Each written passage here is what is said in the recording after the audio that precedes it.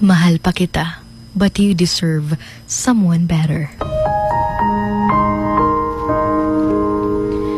Ito yung isa sa mga mahirap na desisyong kailangan mong gawin.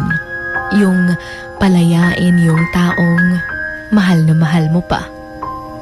Minahal mo siya, pero alam mong hindi ka na niya minahal. Yung alam mong hindi ka na niya mahal. Yung alam mong mahal na mahal mo pa siya, pero may mahal na pala siyang iba.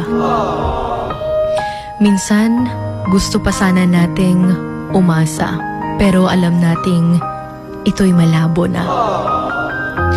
Gusto pa sana nating ipagpatuloy ang pagmamahal sa kanya, pero sa bawat galaw niya, pinapakita niya sa'yo na hindi na talaga ikaw.